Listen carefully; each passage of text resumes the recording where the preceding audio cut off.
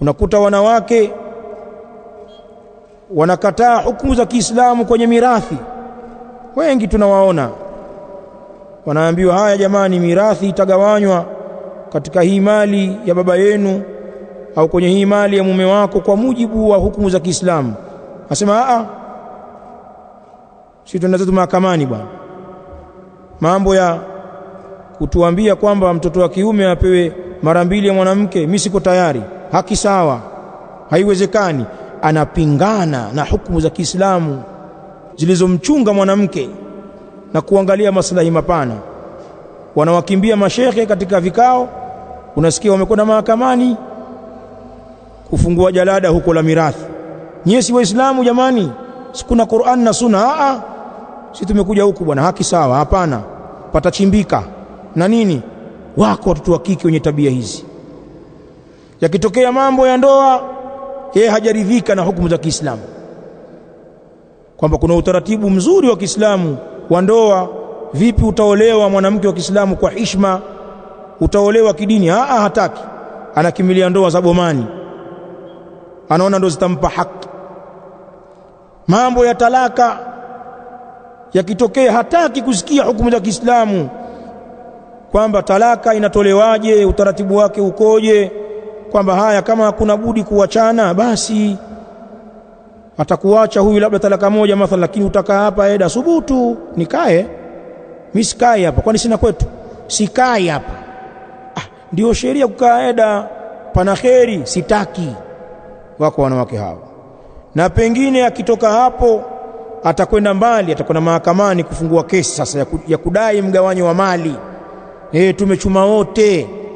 Mnamwambia, wewe mwanamke, wewe, hukumu ya Kiislamu haiko hivyo. Kama una chumo lako watakiwa ulibainishe, lakini asli wewe ni msaidizi wa mume wako, huna haki ya kuchukua mali kwa dhulma. Wewe ulipokuwa unafanya kazi, na alikuwa anakufulia, na alikuwa anakupikia, kitanda alikuwa anakutaja hapa, alafu kwani ulinioa hivi? Mimi si nilikuwa msichana, si kadha. Yale ni majukumu yako, ulikuwa unatimiza wajibu wako wa kisheria. Hawataki wanawake, watakwenda mahakamani na utakwenda kukomeshwa huko. Maana utakutana na viwakili huko vya kujitolea vya kwenye angels, viwanawake vimesoma Ulaya huko, havina dini hata chembe, ndio vinamsaidia yule mke wako pale. Usijali mama, utashinda, tutamkomesha huyu. Na yeye amekaa pale maskini, hajui kwamba anavunja misingi ya dini yake, na kesho pana akhera. Wanawake hawautaki Uislamu kuwahukumu. Wewe angalia kesi za mambo ya malezi zilivyojazana kwenye ustawi wa jamii huko, utafikiri hakuna hukumu katika ofisi za Waislamu, katika misikiti yetu. Mambo ya malezi mpaka watu waende huko. Watu wanagombania mtoto nani amlee. Mtu anamwambia mume wake, huyu mtoto umpati ng'o. Simpati ng'o vipi sasa? Nakwambia ndio umpati, kazae wengine huko, huyu ni wangu. Na pengine akakupa lugha ya kukuudhi ili uchukie na usimlee mtoto wako. Kwanza wewe nenda zako bwana, usitake niseme mengi. Anakuambia hivi mwanamke, wewe una uhakika gani kwa mtoto ni wako? Una uhakika? Sasa hebu nenda baba, usinilete kisirani hapa. Yaani pia anakutia hofu kwamba huyu mtoto si wako pia. Wamefikia huko jamani. Haya maneno ya shekhe hapa yanagusa mbali. Uislamu hukumu zake zenye kufungamana na mwanamke ni hukumu bora, zimetiwa katika ufanisi, zimetiwa katika viwango vya ubora kwa kiwango cha juu sana. Hakuna upungufu ndani yake, wala hakuna dosari, hakuna dhulma ndani yake, wala zalal, wala kasoro. Sheikh anasema kaifa la, vipi isiwe hivyo bwana? Kwa nini hukumu za Kiislamu zisiwe bora, zenye viwango? Kwa nini hukumu za Kiislamu zisiwe kamili, ambazo hazina upungufu wala dosari?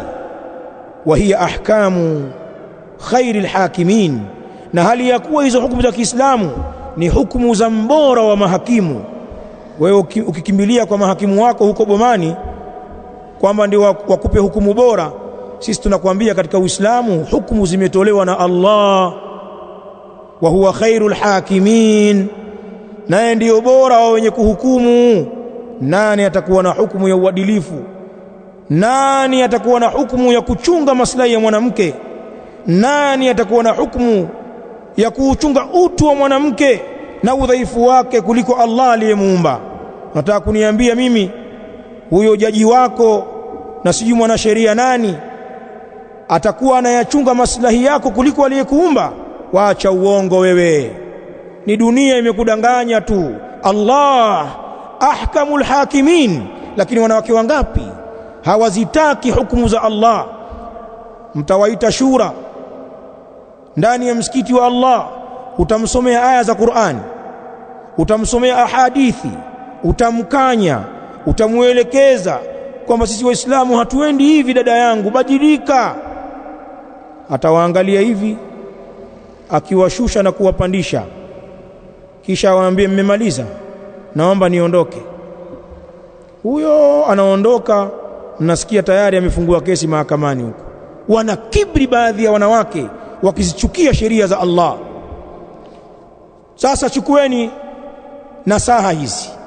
Vipi sheria za Allah zisiwe hivyo katika ubora?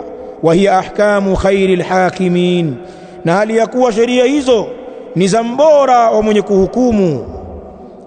Wa tanzilu rabbil alamin, na nikiteremshwa hizo hukumu cha Mola mlezi wa walimwengu.